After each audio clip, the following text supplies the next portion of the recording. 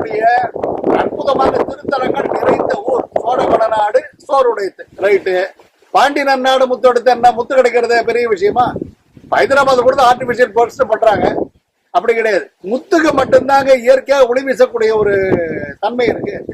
மற்ற இதெல்லாம் எடுத்துறீங்கன்னா மெட்டல்ல இப்போ தங்கமோ வைரமோ அதை பட்டை தீட்டணும். அப்போ இயற்கையாக ஒளி பொருந்தியது முத்து. அதே போன்று இயற்கையாகவே ஒளி பொருந்தியவர்கள், ஞான ஒளி மிக்கவர்கள், கண்டு கேட்டு அறிந்து உற்று உய்த்து உணர்ந்து தோய்ந்து அறிந்த வாழ்வில் உண்மைகளே தங்கள் வாழ்வியலே சிறந்தவர்கள், ஞானமிக்கவர்கள், இயற்கையாக ஒளி பொருந்தக்கூடிய ஞான ஒளி வீசக்கூடியவர்கள், பாண்டி நாட்டை சேர்ந்தவர்கள் என்கின்ற பொருள்படதான். அதனாலதான் மிகப்பெரிய இலக்கங்கள். சங்கம் வளர்ந்த தமிழை முருகன் வளர்த்தான். அந்த தமிழை வளர்த்த முருகன் வளர்த்த சங்கம் வளர்ந்த ஊர் மதுரை என்கின்ற காரணத்தினாலே இயற்கையாகவே அறிவொளி ஞான ஒளி மிக்கவர்கள் பாண்டி நாட்டை சேர்ந்தவர்கள் என்ற பொருள்பட பாண்டி நன்னாடு முத்துடைத்துன்னு சொன்னார்.